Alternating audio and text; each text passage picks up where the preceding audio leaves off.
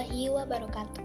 Saya Laila Nur Fadilah. Kali ini saya akan menjelaskan tentang grafik permintaan dan penawaran uang dan suku bunga.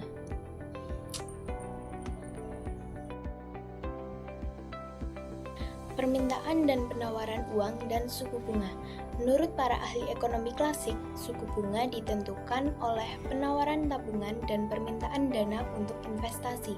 Pandangan tersebut berbeda dengan pandangan Keynes. Dalam teori Keynes, suku bunga ditentukan oleh permintaan dan penawaran uang. Seperti yang telah diterangkan, teori Keynes permintaan ke atas uang ditentukan oleh kebutuhan akan uang untuk 3 tujuan berikut: tujuan transaksi, tujuan berjaga-jaga, dan tujuan spekulasi.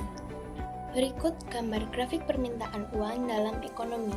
Grafik A menggambarkan permintaan uang untuk transaksi dan berjaga-jaga. Karena ia tidak ditentukan oleh suku bunga, maka kurva MTP adalah tidak elastis sempurna atau tegak lurus. Kurva MSP dalam grafik B adalah grafik permintaan uang untuk tujuan spekulasi.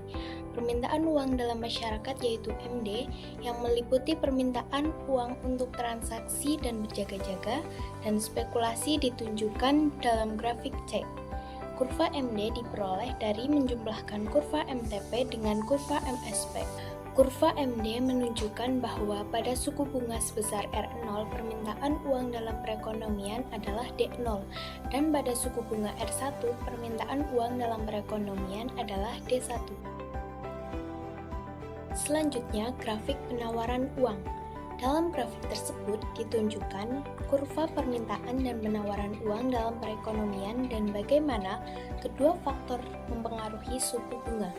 Kurva MD adalah kurva permintaan uang yang ditentukan dengan cara seperti yang telah ditunjukkan sebelumnya, sedangkan kurva MS0 dan MS1 adalah kurva penawaran uang. Jumlah penawaran uang dalam masa tertentu ditentukan oleh pemerintah melalui bank sentral dan jumlahnya tetap dalam jangka pendek, maka kurva penawaran uang adalah tegak lurus. Perubahan dalam penawaran uang ditunjukkan oleh pergerakan-pergerakan kurva tersebut. Pergeseran ke kiri berarti penawaran uang turun, dan pergerakan ke kanan berarti penawaran uang bertambah. Selanjutnya, grafik penentuan suku bunga. Suku bunga dalam teori ekonomi ditentukan oleh keseimbangan dalam permintaan dan penawaran uang. Pada awalnya jumlah penawaran adalah MS0, kurva ini bersilang dengan kurva MD pada E0, dan ini berarti bahwa suku bunga adalah R0.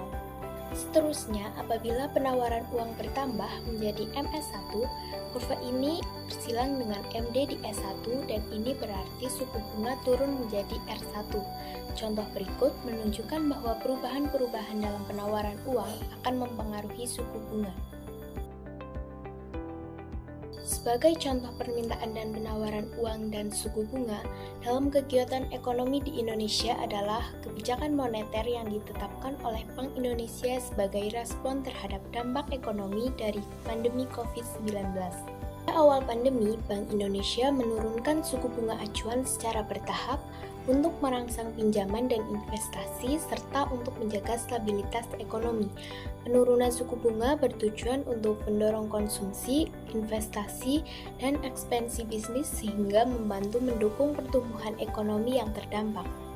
Selain menurunkan suku bunga, Bank Indonesia juga mengambil langkah-langkah lain seperti memberikan stimulus likuiditas kepada perbankan, melonggarkan aturan restrukturisasi kredit, serta memperkuat pinjaman pembayaran digital untuk mendukung pemulihan ekonomi. Dengan demikian, kebijakan moneter yang melibatkan penyesuaian suku bunga dan langkah-langkah lain yang diambil oleh Bank Indonesia merupakan contoh nyata bagaimana implementasi permintaan dan penawaran uang dan suku bunga berdampak pada kegiatan ekonomi di Indonesia dalam menanggapi krisis yang disebabkan oleh pandemi COVID-19. Berikut merupakan beberapa dampak dari permintaan dan penawaran uang dan suku bunga dalam kegiatan ekonomi di Indonesia. Yang pertama, pertumbuhan ekonomi.